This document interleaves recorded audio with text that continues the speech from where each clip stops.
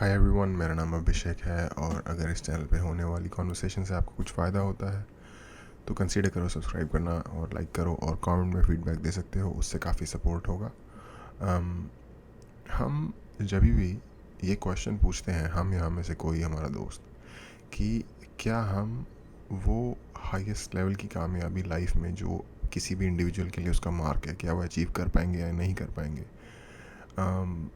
Majority लोगों का शायद कोई लक्ष्य ही नहीं होता, या अगर होता भी है, कोई अगर अपना लक्ष्य शेयर भी करता है तो लोगों का ये कहना होता है कि ये पॉसिबल नहीं है, ये हर किसी की बात नहीं है, जिनकी किस्मत होती है उनको ही मिलता है।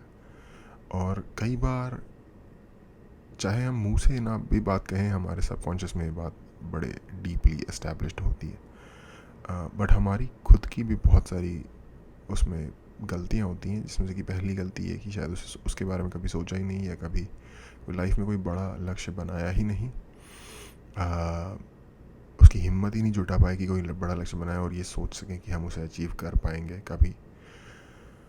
और अगर जिन लोगों ने इस स्टेप को क्रॉस कर लिया है कि लक्ष्य बनाया, वो लोग शायद उतनी मेहनत करने के लिए every time they couldn't show up जब वो टाइम था कि उन्हें मेहनत करनी थी। मैं एक वीडियो देख रहा था कुछ दिनों पहले, जो ओलंपिक्स की आईओसी की इंटरनेशनल ओलंपिक कमेटी जो है उसकी प्रोड्यूस्ड वीडियो थी, जो नीरज चोपड़ा है जिन्होंने गोल्ड मेडल लिया है, उनकी बैक स्टोरी पे एक हर जो ऐसे प्रोमिनेंट प्लेयर्स होते हैं उनके बारे में वो बनाते हैं। और उसमें जो आधे से ज़्यादा फोकस था वो ये दिखा रहे थे कि उनका जो ट्रेनिंग रूटीन है। तो बेसिकली जो आप वर्ल्ड क्लास प्लेयर होते हो, किसी भी वर्ल्ड क्लास प्लेयर, क्या किसी भी फील्ड में आप वर्ल्ड क्लास होते हो, तो जो एक तो दिख रहा होता है बाहर का स्टारडम, जो कामयाबी मिलने के बाद जो दुनिया में दिखता है कैमरे के सामने। बट एक उसके पीछे का जो कैमरे का स्ट्रगल होता है, जिसमें कि आपको एवरी डे, जिसको कहते हैं कि ग्राइंड करने के लिए शो करना पड़ता है, अपने आप को प्रेजेंट करना पड़ता है, वो जो चीज़ है वो काइंड ऑफ मुझे लगता है कि उस वीडियो में काफ़ी अच्छे से हाईलाइट की थी उन्होंने, क्योंकि उनका पूरा ट्रेनिंग रूटीन वगैरह दिखाया था, जो कि मुझे काफ़ी यूनिक और अच्छी बात लगी उस वीडियो के बारे में। और हम में से बहुत सारे लोग जो लक्ष्य बना पाते हैं उनमें पोटेंशियल भी होता है, और कोई ऐसी चीज़ अपेरेंटली साइंटिफिकली लॉजिकली नहीं थी जो उनको रोकती। अगर वो अपनी रोड बना के उस पर चलते चले जाते, वो फिर भी वो चीज़ें अचीव नहीं कर पाते। एक बहुत बड़ी संख्या, और उसकी एक बहुत बड़ी प्रॉब्लम है प्रोक्रेस्टिनेशन। मुझे ये वर्ड ही पहली बार जब मैं कॉलेज में आया तब पता चला कि हाँ, प्रोक्रेस्टिनेशन नाम की भी एक चीज़ होती है। हालांकि कर मैं वो बचपन से ही रहा था। मैं खुद मुझे लगता है कि इस प्रॉब्लम से बहुत ज़्यादा पीड़ित हूँ। और बहुत सारे लोग जिनको मैं जानता हूँ, टैलेंटेड लोग जिनके अंदर किसी ना किसी चीज़ की उसमें उनका इंटरेस्ट भी है, उनका टैलेंट भी है, but they just don't get up and do it. तो आज मुझे ऐसे ही सडनली ब्राउज करते हुए प्रखर, जो कि बहुत ही जोशीले व्यक्ति हैं उन, और ये उसका खुद का ही मानना है मेरे ख्याल से, क्योंकि उसका खुद का एक पॉडकास्ट है, मैंने नाम देखा था उसका, जिसमें उन्होंने लिखा था कि कंट्रोल प्रखर। तो मतलब उसे पता है कि वो थोड़ा सा ज़्यादा इमोशनल हो जाता है। एनीवे, तो उसकी एक वीडियो मैंने देखी जिसमें कि वो सोल्यूशन दे रहा है प्रोक्रेस्टिनेशन का, और मैंने सोचा कि क्यों नहीं इसे देखा जाए और इसे शेयर किया जाए, क्योंकि ये एक बहुत ही परवेसिव प्रॉब्लम है। आई गेस हर बंदा किसी ना किसी हर बंदा तो नहीं, बट 99% लोग, कुछ लोग होते हैं जो बहुत ज़्यादा कॉन्शियस होते हैं, जो अपना काम बिल्कुल टाइम पे कर लेते हैं। नहीं, 99 थोड़ा ज़्यादा हो गया, 80% लोग लेट्स से कि इस प्रॉब्लम से पीड़ित होंगे। Anyway, let's watch the video. Introduction थोड़ा ज़्यादा ही लंबा हो गया। How to deal with procrastination. 4 rules. Rule How? number 1. Write down exactly what you're supposed to do and when you're supposed to do it. Very often, the distance between thinking and doing is ये clarity. ये movie नहीं है fault in our stars? नहीं, I think नहीं, हम silver lining playbook silver lining playbook. इसमें किसी ना किसी को इसमें ऑस्कर भी मिला है, इस मूवी में, किसी ना किसी कैटेगरी में, इस मूवी को। क्योंकि क्योंकि सिलसिला ऐसा है कि तुम सोच अभी रहे हो और करोगे तुम परसों। परसों का प्रखर आज के प्रखर से अलग आदमी जुड़ो। है और वो काम आज के प्रखर के लिए इंपॉर्टेंट है। अगर आज का प्रखर परसों के प्रखर से बात नहीं करेगा तो उसे कुछ समझाएगा कैसे? और अगर आज का प्रखर परसों के प्रखर को देख भी नहीं पाएगा तो वो उससे बात भी कैसे करेगा? अब अगर आज के प्रखर ने मन बना भी लिया कि कुछ करना है, परसों के प्रखर को वो बात दिल पर जाके लगी ही नहीं। ये नहीं और पता वो कौन छोड़ो, सा। परसों के प्रखर को पता ही नहीं वो कुछ है क्या, क्योंकि आज के प्रखर ने क्लियरली चीजें डिफाइन करी ही नहीं। Most people procrastinate because they fail to establish a clear future.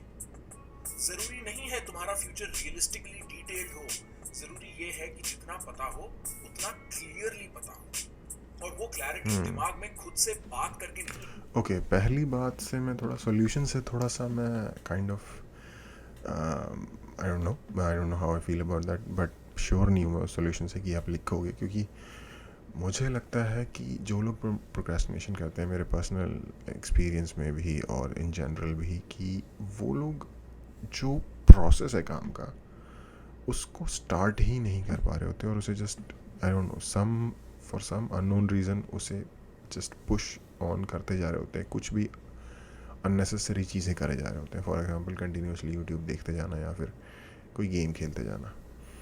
और अगर आप इतना कर पाते हो कि अपने आप को उठ के और आप उस चीज़ को लिखना शुरू कर दो, तो शायद आप उस चीज़ को भी स्टार्ट कर दोगे। अगर आप इतनी विल पावर जुटा सकते हो तो आप उसको स्टार्ट करने की विल पावर भी जुटा लोगे, ऐसा मुझे लगता है कि अगर उसको करने की विल पावर होती तो वो काम ही स्टार्ट हो जाता।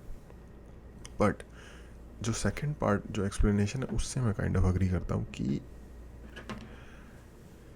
जितना आपको अपने बारे में पता है उतना कभी भी कंप्लीट नहीं है। हमेशा जो डेफिनेशन है आपकी अंडरस्टैंडिंग की, उसका रेजोल्यूशन थोड़ा बढ़ाते जाओ। अच्छा, मैं ये करना चाहता हूँ, मैं ये क्यों करना चाहता हूँ, अच्छा ये मेरा माइंडसेट है, ये मेरी अपब्रिंगिंग हुई थी, उससे ये चीज़ें मेरे दिमाग में आई, उससे मुझे इन चीज़ों की कमी महसूस हुई, इसलिए मैंने उन कमी को पूरा करने के लिए इस चीज़ को पाना चाहा और इस चीज़ ने मुझे पुश किया वो चाहने के लिए जो मैं आज चाह रहा हूँ। जब ये सारे फंडे क्लियर हो जाएंगे और अगेन टाइमलाइन भी कि क्या चीज़ है जो मुझे कब अचीव करनी है, क्योंकि देखो प्रोक्रेस्टिनेशन के बारे में एक बहुत अच्छी टेड टॉक मैंने सुनी थी, आई थिंक आज से 5 साल से भी ज़्यादा पहले, क्योंकि ये वन ऑफ मेरा लाइक पेट सब्जेक्ट है। तो उसमें उस बंदे ने टेड टॉक में बताया था कि एक एग्जांपल दिया था, उसने मेटाफर यूज़ किया था कि एक मंकी चला रहा होता है शिप को और शिप जा रहा होता है आई थिंक आइसबर्ग की तरफ, और हम उस शिप के कैप्टन होते हैं, बट हमने मंकी को हैंडल करने के लिए दे दिया होता है, और जैसे ही आइसबर्ग पास आ जाता है तो हम भाग के जब मंकी को हटा के खुद अपने कंट्रोल में ले लेते हैं।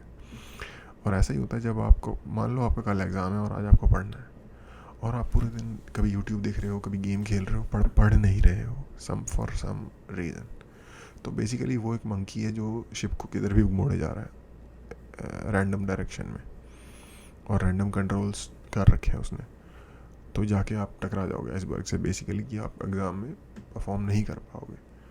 तो जब आपको लगता है कि नहीं यार अब बिल्कुल ही bare minimum cut off time रह गया कि उसमें मैं शायद किसी तरीके से अचीव कर पाऊँ, यानी कि क्या इंट्रोड्यूस हुआ एक सेंस ऑफ सुपर अर्जेंसी, तब आप एंड मोमेंट पे जाके उस काम को करते हो।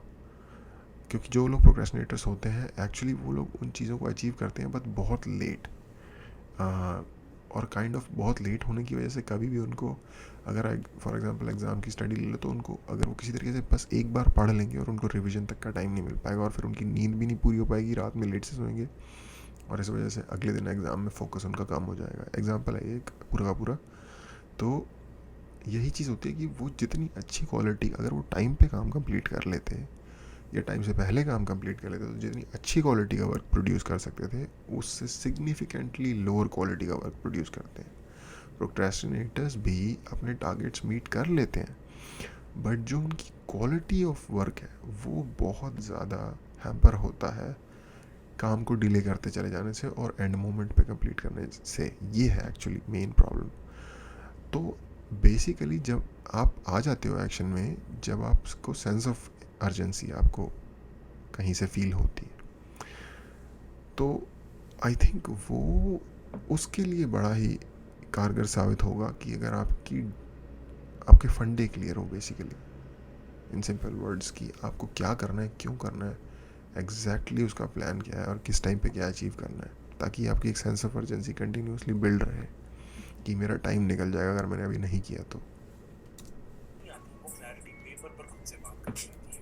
It is in speech, in writing, in articulation that you make things clear for yourself.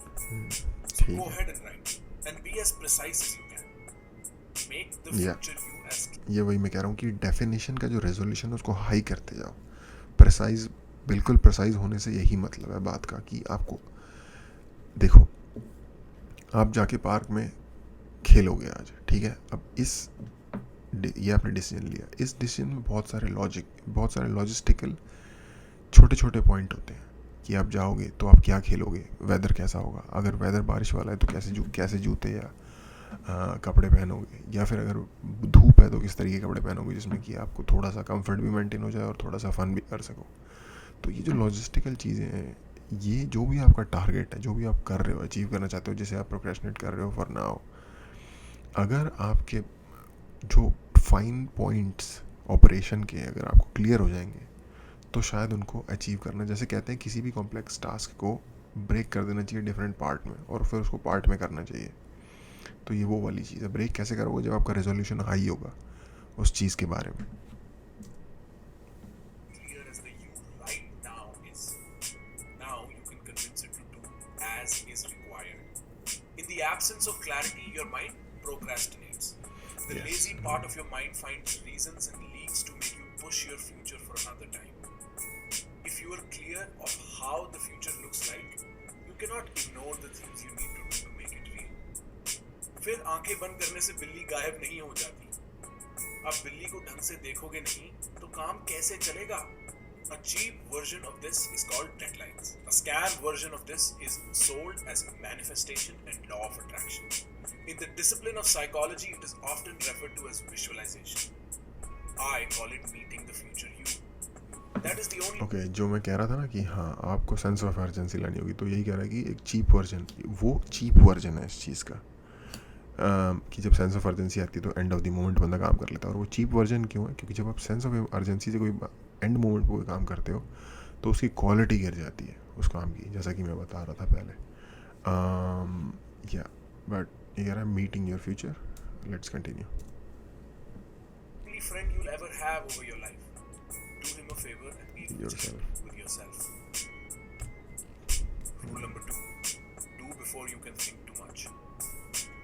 Number 1 black hole for majority Janata when trying to do is overthinking. Overthinking एक स्पाइरल है जिसमें तुम फिसलते चले जाते हो। इसलिए पहले कूद पड़ो, फिर तैरना सीख लेंगे। ये एक जनरल एडवाइस है, इसको डेंजरस लेवल पे यूज मत करना। देखो ऐसा है, थिंकिंग का एक पर्पस है। यस, इसके ना दो पार्ट हैं अगेन, या इसने खुद ही बोल दिया एक डेंजरस आइडिया है जिसको कि आप अगर आपने गलत टाइम पे यूज़ कर लिया तो आपको बहुत नेगेटिव प्रॉब्लम्स भी आ जाएंगे। अब जैसे कि MLM है, मल्टी लेवल मार्केटिंग के जो या इस तरीके के जितने भी स्कैम्स होते हैं, जब आपको कोई good to be true sounding deal बेच रहा होता है, उसका कोई भी एग्जांपल ले लो। If you don't think and just jump, you will be the target of every scam. You will be the शिकार बन जाओगे आप हर स्कैम का। क्या शिकार के लिए क्या वर्ड होती है, आप उसका क्या बोलते हैं, प्रे बन जाओगे, है ना। तो क्या तो इस चीज़ को हर सिचुएशन में अप्लाई नहीं किया जा सकता, और बहुत सही है भाई कि तूने इसको क्लियर कर दिया बताते के साथ ही। थिंकिंग का पर्पस है अनसर्टेनिटी को मिनिमाइज करना। तुम्हारे दिमाग का काम है सारे एंड से तुम्हें सिक्योर करना। तो जब तुम ओवर थिंकिंग कर रहे हो, तुम सेम प्रॉब्लम को सॉल्व करने की कोशिश कर रहे हो जिसे तुम 10 बार सॉल्व करने की कोशिश कर चुके हो। सच ये है कि वो प्रॉब्लम बिना ट्राई करे सॉल्व। एक सेकंड, जब ओवर थिंकिंग कर रहे हैं तो जब ओवर थिंकिंग कर रहे हैं तो उसी प्रॉब्लम को सॉल्व करने की कोशिश कर रहे हैं जैसे 10। नहीं, आई डोंट थिंक ये सही डेफिनेशन है। ओके, कोई ऐसी प्रॉब्लम है फॉर एग्जांपल ले लो जो कि मुश्किल प्रॉब्लम है, उसको सॉल्व करने के लिए आपको 10, 15, 20 बार करनी पड़ेगी कोशिश. इसको एक्चुअली परसिस्टेंस कहते हैं, जो कि एक अच्छी चीज़ है, जो कि बुरी चीज़ नहीं है. आई डोंट नो ये किस सेंस में डिफाइन करने की कोशिश कर रहा है, बट जो इसने बोला है अभी वो I don't agree with that. और अगेन मैंने रीज़न दिया उसका कि वो परसिस्टेंस होती है. अगर आप एक प्रॉब्लम को जिसको 10 बार ऑलरेडी सॉल्व करने की कोशिश कर चुके हो, उसको 11वीं किया, जब तक वो अगर आप परसिस्टेंट इंसान हो और तो आप लगे रहोगे. ऐसे लोग होते हैं और ऐसे लोग जनरली बहुत कामयाब होते हैं. ओवर थिंकिंग मेरे हिसाब से वो चीज़ है, देखो एक चीज़ होती है रिस्क मैनेजमेंट, जो इसने अभी भी बोला कि आप जो नेगेटिव आउटकम्स होते हैं उनको मिनिमाइज़ कर रहे होते हो रिस्क मैनेजमेंट में. ठीक है, जब आप रिस्क मैनेजमेंट को उस लेवल पे ले जाते हो कि आप सोच रहे हो कि रिस्क को मैं ज़ीरो कर दूँ, ज़ीरो रिस्क कभी नहीं होगा. ठीक है, और आप ज़ीरो रिस्क करने की कोशिश कर रहे हो किसी चीज़ में, जो कि आपको पता है अननेसेसरीली काम को डिले कर रहे हो स्टार्ट करने से, और उन चीज़ों में मेहनत कर रहे हो जिनकी शायद लॉन्ग रन में इतनी ज़्यादा वैल्यू नहीं होगी, या फिर लॉन्ग रन में आप उनको as you go you will figure them out. वो होती है ओवर थिंकिंग, जब आप स्टार्ट करने से पहले ही सारी चीज़ों को मेक श्योर करना चाह लेते हो, सारे कॉर्नर्स कवर. कोशिश होनी चाहिए, बट एक डेडलाइन भी होनी चाहिए कि हाँ मैं इस डेडलाइन तक ये सारे काम करूँगा, ये सारे गोल सिक्योर करूँगा. क्योंकि कई बार ऐसा होता है अपॉर्चुनिटी निकल जाती है, तो उस सिचुएशन में ओवर थिंकिंग वाला हो सकता है आपको वो वो सिचुएशन ही ख़त्म हो जाए. नहीं होगी. कमरे के बाहर से कमरे के अंदर क्या हो रहा है कैसे जान पाओगे? दरवाजा खोलो और अंदर जाओ. गेम खेल के ही तुम गेम को समझोगे, फिर फेल होगे, फिर उस न्यू इंफॉर्मेशन से अनसर्टेनिटी और मिनिमाइज कर पाओगे. You can only know so much before doing, and that so much is never going to be enough to entirely solve the problem. यार अगेन ये भी ना एक लाइफ का बैलेंस है. मैं जनरली एक बहुत शायद ज़रूरत से ज़्यादा रिस्क टेकिंग इंसान हूँ, और उसके मैंने अपनी लाइफ में कॉन्सिक्वेंसेस झेले हैं. मैं ऐसे लोगों को जानता हूँ जो बिल्कुल रिस्क को मैनेज करने की थोड़ी ज़्यादा ही कोशिश करते हैं, और उन लोगों को मैंने अपॉर्चुनिटीज़ लूज़ करते हुए भी देखा है. तो अब ये आपका खुद का पर्सनल जजमेंट है. अपने आप को आपने कैसे कल्टीवेट किया है, उस हिसाब से आपको ज़्यादा से ज़्यादा एक्सपीरियंस जब आपको मिलेगा चीज़ों को करके, कि हर अपॉर्चुनिटी में किस अपॉर्चुनिटी में हाथ डालना है, कि अगर इसमें हाथ डाले जाए तो इसको हम कर सकते हैं, और किस अपॉर्चुनिटी में हाथ नहीं डालना है. ये दो चीज़ें. हालांकि आई डोंट नो हम ओरिजिनली प्रोक्रेस्टिनेशन पे बात कर रहे थे, but let's see how it relates to that. In your head. You have to do to learn it. You have to always contest with some amount of uncertainty. So why not begin here? The whole point is to code yourself for long-term execution. कि तुम problem देखो और बिना overthinking में फंसे करने लगो. उससे तुम बेहतर बनोगे. उसके बाद टाइम आएगा बैठ के सोचने का. बट फर्स्ट ट्राई कर दो. उस फेलियर का फीडबैक इंपॉर्टेंट है. There is a reason why very thoughtful people are often very conservative. Great lives are made out of great risks, great leaps of faith and unwavering optimism in the face of all rejection. Great lives are made out of trying. No, let's go back. क्या बोला इसने? Great lives are made out of great. First try कर दो. उस failure का feedback important है. There is a reason why very thoughtful people are often very conservative. Great lives are made out of great risks, great leaps of faith and unwavering. ये चीज़ से पूरी तरीके से अग्री नहीं किया जा सकता कि बहुत थॉटफुल जो लोग हैं वो हमेशा कंजर्वेटिव होते हैं. देखो कोई भी जो नया आइडिया आएगा ना, वो बंदा कंजर्वेटिव होने के उसके चांसेस कम है जो न्यू आइडियाज़ प्रोपेगेट कर रहा है. फॉर एग्जांपल जॉर्डन पीटरसन हालांकि जॉर्डन पीटरसन ने खुद भी शायद कभी क्लेम नहीं किया कि उन्होंने कोई न्यू आइडिया प्रोपेगेट किया है, और जनरली आई थिंक वो ज़्यादा बेटर काम करते हैं आइडियाज़ को सिंथेसाइज करने में और सिंप्लीफाई करने में. जैसे रिलीजियस आइडियाज़ हो गए, या फिर जो क्लासिकल फिलोसोफर्स हैं उनके आइडियाज़ को मोर सिंप्लीफाई और अलाइन करने में, जो कि मॉडर्न टाइम है उसके साथ, और ताकि लोगों को ईजीली समझ आ सके एग्जाम्पल्स के थ्रू, और लाइक रियल लाइफ सिचुएशंस के थ्रू. बट और जॉर्डन पीटरसन खुद को एक कंजर्वेटिव नहीं कंसिडर करते, वो अपने आप को एक लिबरल ही कंसिडर करते हैं. और जहाँ से मैं देखता हूँ मुझे लगता है कि बंदा बिल्कुल kind of like a little left to the center है. क्योंकि जितनी भी डिसेंट अग्रीएबल चीज़ें जो सोसाइटी को कंस्ट्रक्टिव वे में ले जाएंगी, जो एक क्लासिकल लिबरलिज्म है उसको ये सपोर्ट करते ही हैं, और बहुत ही ज़्यादा सुपर इंटेलिजेंट और लॉजिकल इंसान है। तो थॉटफुल लोग ही नए आइडियाज़ प्रोपोगेट करते हैं, और नए आइडियाज़ प्रोपोगेट करने वाले लोग कंजर्वेटिव नहीं होते जनरली।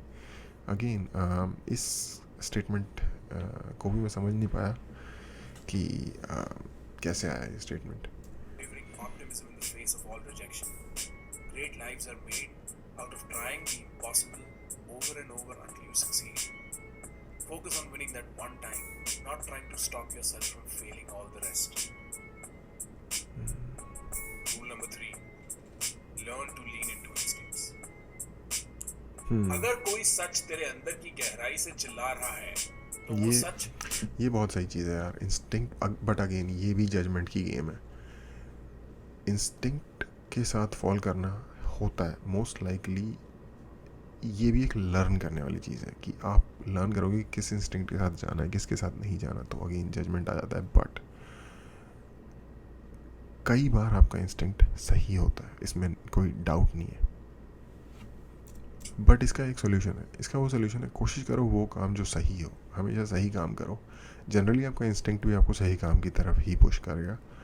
और किसी भी सिचुएशन में, फॉर एग्जांपल मान लो आपके पास इंश्योरेंस नहीं है कार का, और आपको किसी जगह अर्जेंट पहुंचना है और आपको कार ड्राइव करने की ज़रूरत है, कोशिश करो कि आप ना करो उस कार को ड्राइव। ये सही डिसीजन होगा। डू द राइट थिंग जिसे कहते हैं। मोस्टली इंस्टिंक्ट उसी तरफ ले जा रहा होता है, बट हम अपनी पर्सनल नीड्स की वजह से उसे इग्नोर कर देते हैं। तो बट हाँ, लेट्स गो। वाकई सच है। Your instinct is always trying to tell you something. Pay attention. It may not be telling you what to do, but it most certainly is telling you your truth. Majority लोग चट्टान पहाड़ के ऊपर ढकेल रहे हैं, कोई इंटरेस्टेड ही नहीं पूछने में कि ऊपर चट्टान का होगा क्या, और क्या ऐसे ही चट्टान ऊपर चढ़ाई जाए, और क्या कोई और रास्ता नहीं? क्या चाहते हो तुम अंदर से? कहीं तुम्हारा युद्ध कोई और महाभारत तो नहीं?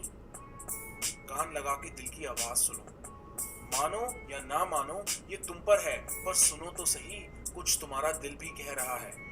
सक्सेस और मोटिवेशन की जाल में ऐसा फंस तो नहीं गए हो कि अपनी इंस्टिंक्ट को ही मार दिए हो।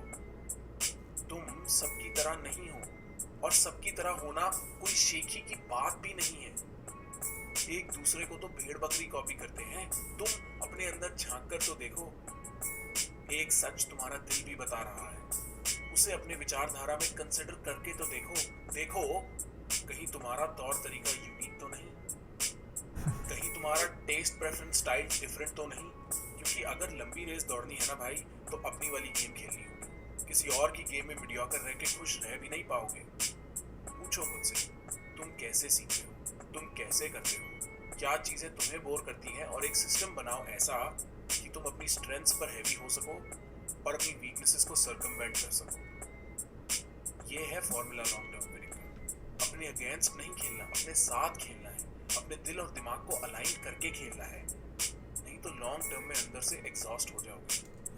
अच्छा, ये बहुत सही बात लड़के ने बोली, जो कि इंसान शायद 30, 40, 35 की एज में आके समझ पाता है इस चीज़ को। क्योंकि यंग बंदों के अंदर मैंने देखा बहुत ज़्यादा ये प्रॉब्लम होती है। मैं खुद भी 17, 18 teenage, late teenage, उस दौरान इंसान को ना बहुत ज़्यादा इंस्पिरेशन जगह जगह नज़र आ रही होती है, और वो किसी और के जैसा बनना चाहता है, किसी और ग्रुप के जैसा, किसी और इंडिविजुअल के जैसा, किसी खास तरीके की चीज़ के साथ अपने आप को अलाइन करके आइडेंटिटी ढूंढ रहा होता है अपनी। और फिर जैसे जैसे 25-30 की एज आती है, तो उसको लगता है नहीं यार, सब चूतिया हुआ है, बस मैं क्या चीज़ कैसे करता हूँ वो ठीक है। और आई थिंक सॉल्यूशन ये है कि अपने आप को जानो, अपने आप को अच्छी तरह से बैठ के सोच के, जैसे कहते नहीं है कि अगर आपको चाय या कॉफ़ी का शौक़ है, या जूस का, जिसका भी शौक़ है, वो लो।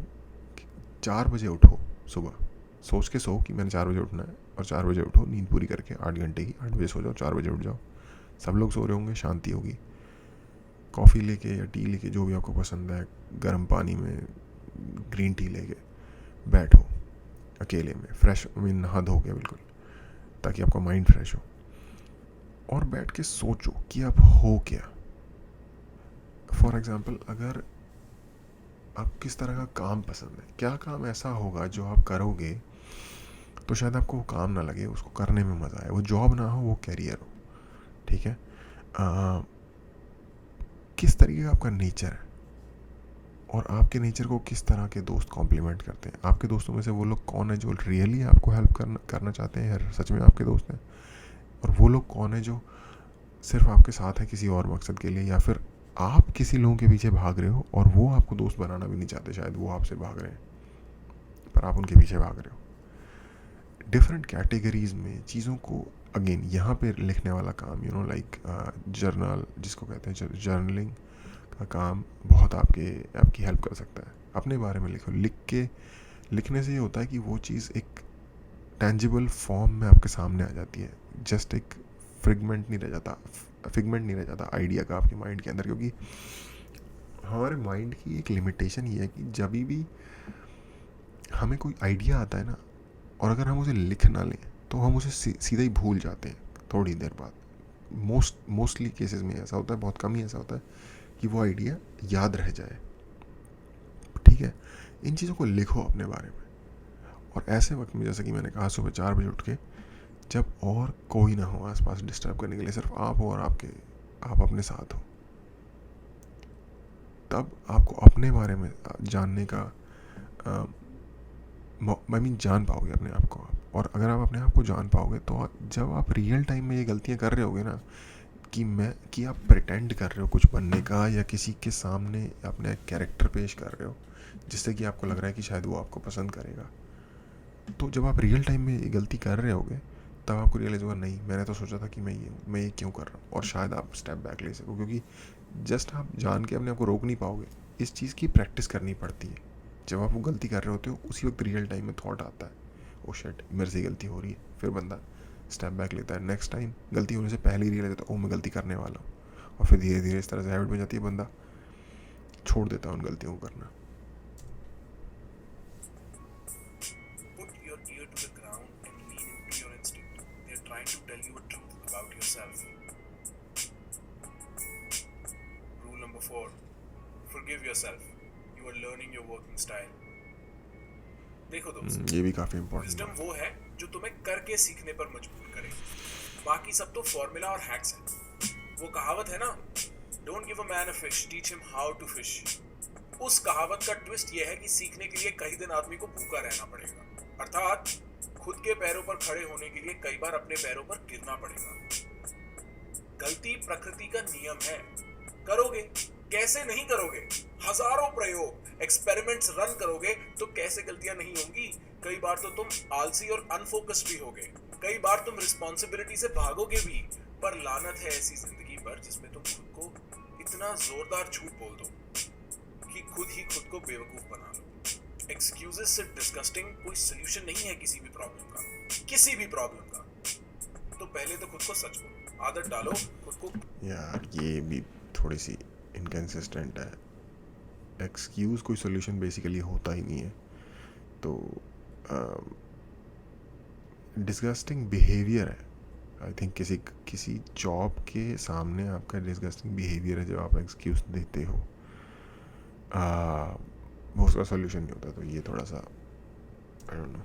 खुद से सच बोलो। अगर बीमारी का पता नहीं चलेगा तो इलाज कौन सी दवाई से करोगे। सच बोलो और एडमिट करो कि तुम फेल हो गए, या ढीले पड़ गए, या अभी इनकॉम्पिटेंट हो। फिर सांस अंदर लो और बाहर लो और फील करो ये डिस्कम्फर्ट है इनसफिशिएंट होने का, खुद को लेट डाउन करने का, खुद को खुद से डिसअपॉइंट करने यार ये मूवी भी का। इसे ज़बरदस्त फील है। करो, पर यहाँ फंस मत जाना। लानत है ऐसी जिंदगी पर जहां अपने ही दुखों की रामायण में खुद ही वनवास पर चले गए। माफ करो खुद को, माफ करो खुद को कम होने के लिए। खुद को उठाना भी है और आगे ले जाना भी है। तुम्हारा काम अपनी गलतियों को गले से लगा के सो जाना नहीं है, अपनी गलतियों से सीखना है। सीखो, इन गलतियों की गहराइयों में लेसन्स हैं। तुम्हारा स्टाइल, बेटर स्ट्रैटेजी, गोल का नेचर, जिंदगी का सच, ये सब आदमी गलतियां करके ही सीखता है। और अच्छा है आज सीखने को। बट अगर इन सारी चीज़ों के लिए ना एक बात आपको ध्यान रखनी पड़ेगी, ये सब कुछ तभी हो सकता है जब आप अपने बारे में कॉन्शियस हो, जब आप कुछ लेके चल रहे हो ज़िंदगी में करने के लिए, जब आप इस चीज़ से कॉन्शियस हो कि मुझे कुछ अचीव करना है और मैं कुछ हूँ और मैंने ये सारी चीज़ें करनी है। बहुत सारे लोग सिर्फ एक हेज़ में ज़िंदगी गुजार रहे हैं, ठीक है। वो कोई प्लान थोड़ी चल रहा है उनके दिमाग में कि मैंने ये करना है, ये करना है, ये करना है, और मुझे अपने आप को ठीक करना है, और मुझे ये चीज़ सीखनी है, सेल्फ बेटरमेंट। कितने लोग कर रहे होंगे इस चीज़ की कोशिश, अपने आप को अंदर से जानने की कोशिश। बहुत सारे लोग सिर्फ एक हेज़ में जी रहे हैं। कुछ ज़िंदगी की चीज़ें हैं, पैसा, लड़की, शोहरत, ये वो, लाइक शोहरत से मेरा मतलब है कि डोमिनेंस अपने आसपास के, जिसको ख्याति कहते हैं हिंदी में। शोहरत छोटे लेवल पे भी हो सकती है ना, आपके ब्लॉक में भी हो सकती है जहाँ पर रहते हो, अपने दोस्तों के बीच में भी हो सकती है, नंबर बनाना जिसको कहते हैं। तो बहुत छोटी छोटी ये चीज़ें, इनमें ही लोग फंसे हुए हैं और इसी हेज़ में जी रहे हैं। ये एक हेज़ है ना, एक नशा है, उसमें जी रहे हैं। ये भी एक प्रॉब्लम है यार, कि वो वाली जिसे कहते हैं ना कॉन्शियस, थोड़ा सा एलिवेट होना पड़ेगा इन सारी चीज़ों को समझने के लिए। मिल रहा है, सारी जिंदगी काम आएगा। पहले तो खुद को सच बोलो अपनी गलतियों पर, फिर खुद को माफ अपने करना पॉडकास्ट का सीखो। लगा दिया। आधी बैटल तो यहीं खत्म है, फिर खुद को उठा के आगे बढ़ो। And don't forget the lesson at the checkout. Life is a lot more about the journey than it is about the destination. You will know that once you start the journey. Make your journey.